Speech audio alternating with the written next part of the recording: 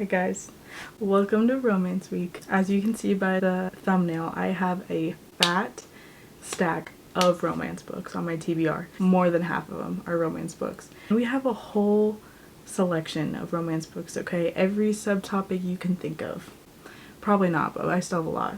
We have the popular romance authors like Abby Jimenez and Christina Lauren, LGBTQ romance, nostalgic Me Before You and Nicholas Sparks books, all of which are movies. Things We Hide from the Light by Lucy Score, part of a series. Some random romances, Love Buzz, and This Time Next Year, Icebreaker by Hannah Grace. A lot of tropes, a lot of different characters, lots of different personalities in these romance books. It is time to sit down and have a week of romance reads. Obviously, for this week, we have to stick with my Heartsucker book sleeve because what else would be more perfect than that? Romance books are what got me back into reading. I used to be a big reader in middle school, kind of was a reader here and there throughout high school and college, but really stopped reading just because I was so busy.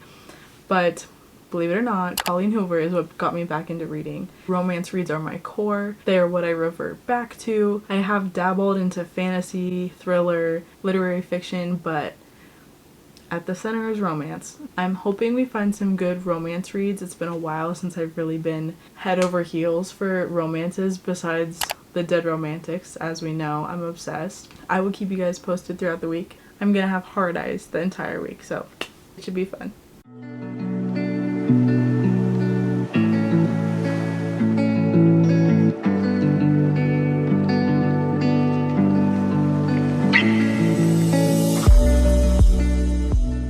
We finished 2 books so far. Both were amazing. As you may or may not know, I am a nurse who works night shift. My schedule can be kind of wonky. A lot of the times on my off days, I am up all night when everybody else is asleep. I have a lot of time to read. In my previous video, I talked about how much I love this cover. That's the whole reason why I've been interested in reading it. I know it's silly because don't judge a book by its cover or whatever, but totally judge a book by its cover. Practice Makes Perfect by Sarah Adams. I gave this a 4-star. I was pleasantly surprised by this book. I did not honestly think I was gonna like it that much, just from what I've kind of heard floating around, but I loved it. It was so cute. This is a dual point of view. Will, the main male character, is so, you know what I mean. We're back in a small town.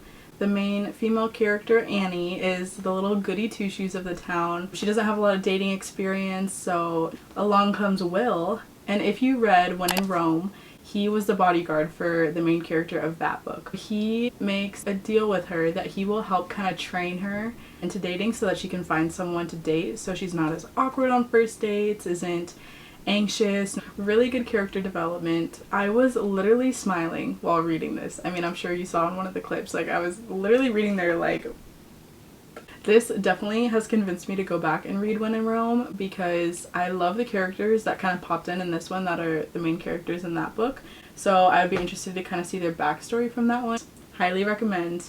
And I'll have to keep you updated on When in Rome because I have a feeling it's going to be cute also. Sorry friends, the camera died. We had to resituate. But Done and Dusted by Lyla Sage. Wait for it. 4.5 out of 5 stars. I did not think I was gonna be into like cowboy romance. I'm so invested. Cowboy romance, sign me up. Elsie Silver, where are you at? Because I know you got some cowboy romance and now I'm a fan. This book was insane. Insane. Done and Dusted was not originally on my TBR, okay? Let's keep that in mind. I have a fellow bookstagrammer who recently read it and gave it 5 stars. I'll put a little here, but she ended up lending it to me to read, so I didn't think I was gonna get it this week. It wasn't on the planned TBR, but here we are. I read it. I was immediately invested into the plot. Immediately. Lyla Sage is a author, and it's her debut novel. Are we kidding? So good. This is another dual point of view, just like Practice Makes Perfect. It is about Emmy Ryder. She does barrel racing, but she had an accident, so she ends up going home to her small hometown. We knew it was coming. And after her injury, she ends up being afraid of horseback riding. So now she has a complete personality switch. She's going through panic attacks, having a lot of anxiety just overall, doesn't really know what direction to take with her life because this whole path that she had planned out for herself kind of crashed when she went through that accident.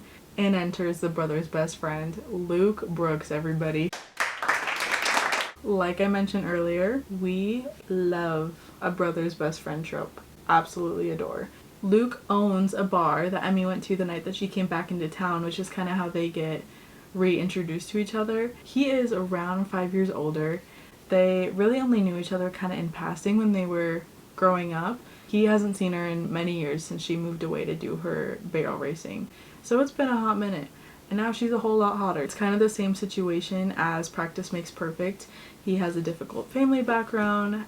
They just have this undeniable tension. Cowboy romance is pretty high up there, top tier. Lyla Sage indie published this book. She's actually getting traditionally published later this year, I believe in October. Since I just borrowed this copy from a friend, I'm going to have to purchase one when she comes out with it because I am so excited. She is going to make this a 4-part series, also a little bit spicy, so just be warned. I went to one of our local coffee bars the other day and they had this sticker sitting at the front.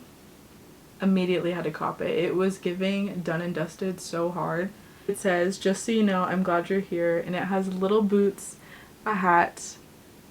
It is so cute. So that is going on the Kindle lineup for sure. After finishing Done and Dusted, I did start Float Plan, which is my 3rd book we'll be reading. So we'll see if I stick it through. I'm not loving it so far, but I definitely want to finish it. So I will keep you updated.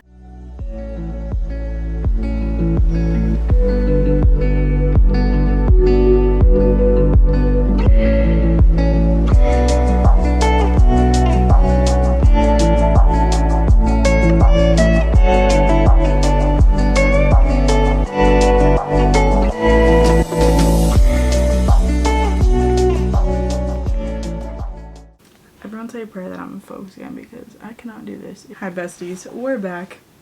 It has been a couple days and I finished Float Plan by Trish. This video was a little over a week, so romance week and a half if you will. I gave 2.5 out of 5 stars. This one, let me tell you the backstory. Originally going into this, I thought it was this book. It's not. That book is about a married couple who's like going through some troubles, trying to figure out how to fix their marriage. This book is not that. In this book, the main character is Anna and her fiance dies, so in the first couple of pages you're reading his bye-bye letter, if you know what I mean. And she decides to go on they had this whole sailing trip planned out a while before, and she decides to go on the sailing trip anyway without him to kind of honor his memory, try to have some healing. It's been about a year since he passed, so really just trying to come to terms with what's happened and how she's going to move on with her life. But plot twist, she's not very good at sailing. She hires this guy named Kian at one of the islands she stops at. I don't even remember where, if I'm being honest. And Kian helps her sail the rest of the way on her trip.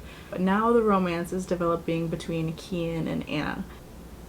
It's interesting. It was definitely a sad book, as you can tell by what happened in the first couple of pages. I'm not spoiling anything for you, I promise. It deals a lot with her grief and how she's coping, being a widow at such a young age. Definitely not what I thought I signed up for.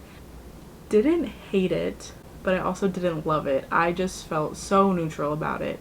I wasn't really rooting for the characters. I didn't dislike them. For other people on BookTube, it's been 5 out of 5 stars. So I think it just really depends what you're going through, how you can relate to this character. But for me, I really just couldn't connect to any of the characters in the book, so I wasn't super invested. That was her. Little recap, because we've had a pretty good week. Practice Makes Perfect by Sarah Adams. We gave her 4 out of 5 stars. Done and Dusted by Lyla Sage, 4.5 out of 5 stars. Float Plan by Trish, 2.5 out of 5 stars. Romance week has completed. 3 books in a week isn't bad, so.